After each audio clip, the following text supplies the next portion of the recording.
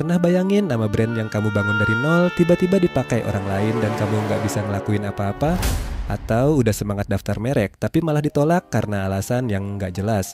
Lebih parah lagi, ada juga yang kena tipu biro jasa yang ngakunya konsultan HKI. Stop it. Atau bahkan dapat somasi karena dianggap jiplak. Padahal itu nama yang kamu pakai dari awal. Masalah-masalah ini ternyata bukan cuma dialami segelintir orang. Banyak owner bisnis yang jatuh di lubang yang sama. Di video ini, kita bakal kupas tuntas kenapa hal-hal ini sering terjadi dan gimana cara kamu bisa hindarin semuanya sebelum terlambat. Benchmark.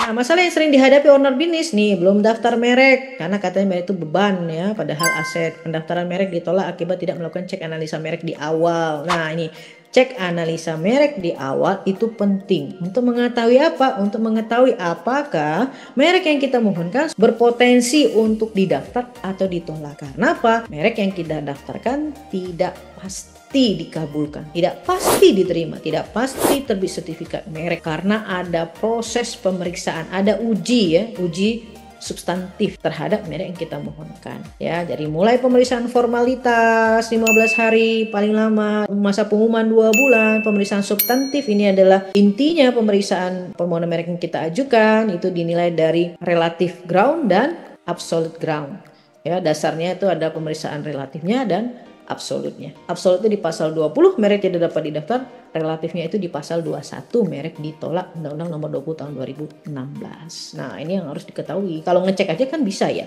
Tapi setelah dicek terus ini gimanain gitu ya. Cara analisanya bagaimana gitu. Nah, itu yang penting sebenarnya gitu ya. Nah, itu harus dilakukan pengecekan dulu. Itu lebih memberikan pertimbangan buat kita apakah kita lanjut dan mendaftar atau kita ganti merek. Itu bagi pelaku usaha yang belum menggunakan mereknya. Nah, yang banyak ini kan mereknya sudah digunakan baru didaftar. Jadi peluang untuk ganti merek itu agak sulit ya. Ini kalau kita lakukan cek analisa cek analisa ya. Kerja jasa sekian, kita cek ketemu nih merek pembanding, kita sampaikan ini kalau diajukan Pak potensi tolaknya besar, kita bilang gitu. Sebaiknya ganti merek kalau memang masih bisa. Itu dia Bu, nggak bisa. Sudah digunakan ya, sejak kapan? Nah sudah itu kalau udah begitu kan. Nah gimana? Tentu kita akan lakukan analisa ya, analisa lebih mendalam gitu ya. Dari pasal 2021 tadi, karena acuannya tetap itu gitu. Pemeriksa merek DJKI juga pisaunya analisanya itu pasal 20 pasal 21 begitu. Kalau misalnya udah nggak bisa sama sekali ya upayanya apa? Ajukan gugatan pembatalan merek gitu. Tetap didaftar dulu baru ajukan gugatan pembatalan merek, tapi harus bisa membuktikan gitu loh ya kan, bisa membuktikan bahwa si pemohon itu misal alasan kita pemohon beretikat tidak baik misalnya begitu. Nah itu dia resikonya kalau kita pakai dulu baru daftar. Syukur-syukur belum ada yang daftar kan. Ada juga klien saya yang udah pakai terus dia daftar lulus ya, maksudnya itu clear, diberi gitu ya, nggak ada usul tolak gitu. Ya alhamdulillah belum ada yang daftar gitu. Karena memang nama dia unik kan, nggak familiar gitu kan. Tapi kebanyakan yang nama-nama familiar yang sudah digunakan, sudah dikenali ya, itu banyak yang udah didaftar gitu. Nah itu kena usul tolak, kena tolak.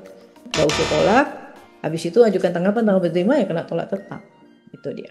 Nah ada juga yang ditipu biro jasa yang nggak punya konsultan. Nah ini juga banyak yang datang ke kita. Jadi sudah kena tipu baru ke kita. Ya itu tadi karena tidak memahami ya ternyata untuk proses pendaftaran merek itu bisa dilakukan sendiri, bisa menunjuk kuasa. Nah kuasa di sini adalah konsultan HKI yang terdaftar resmi di DJKI. Ya itu diatur di dalam peraturan pemerintah tentang konsultan HKI. Siapa itu? Ya seorang yang berprofesi ya dalam mengurus perlindungan hak kekayaan intelektual, merek, cipta, paten, desain industri gitu ya, desain tata padu, integrasi geografis, Asia dagang. Karena dia mengikuti pelatihan, kemudian dia mengikuti ujian, kemudian mengikuti sumpah, dia disumpah, kita disumpah Pak oleh negara sebagai konsultan HKI. Jadi ada kode etiknya, kemudian ada pelatihannya untuk bisa menjadi konsultan begitu. Nah itu, ketika tidak didaftarkan oleh konsultan itu akan ketahuan di PDKI namanya. Di situ kan ada pemilik merek, kemudian di bawahnya ada konsultan. Kalau konsultannya kosong di situ namanya tidak ada, berarti tidak pakai konsultan. Nah yang meruginya itu tadi akun mereknya. Jadi pihak yang dimintakan pertolongan itu sudah tidak bisa dihubungi, sedangkan akun merek itu ada di dia, data mereknya, merek kita itu ada di dia gitu loh. Jadi kalau kita pun minta ke DJK juga nggak bisa bantu, karena kan akun merek itu ada username dan password ya. Username dan password itu kan yang tahu si pemohon sendiri yang pada saat akses. Kalau konsultan kan ada datanya, Jadi bisa dimintain pertanggungjawaban kalau misalnya si konsultannya tidak bertanggung jawab misalnya begitu ya, karena datanya terdaftar, akunnya juga akun resmi konsultan begitu. Nah kalau misalnya pun mau daftar sendiri, saran saya pegang akunnya sendiri ya. Kenapa? Akun ini sebagai portofolio juga Bapak Ibu ya, karena kan ke depan bisa saja Bapak Ibu nggak hanya satu daftar merek kan, bisa ada variasi-variasi merek yang lain gitu ya. Nah itu bisa membantu ini sebagai portofolio, jadi nanti akan muncul tuh berapa merek yang udah didaftar, kemudian nanti ada proses pasca ya Bapak Ibu. Jadi kalau kita daftar itu kan perlindungan 10 tahun ya. Setelah 10 tahun itu bisa diperpanjang gitu. Namun kan perpanjangnya nggak otomatis ya, harus kita mohonkan gitu ya. Kalau kita nggak mohonkan ya sudah, dia akan jadi kadaluarsa. Nah itu prosesnya dia di akun itu juga. Ajukan nanti di pasca permohonan, dia ada pasca permohonannya. Atau dalam proses misalnya kita mau ganti alamat, itu juga di situ.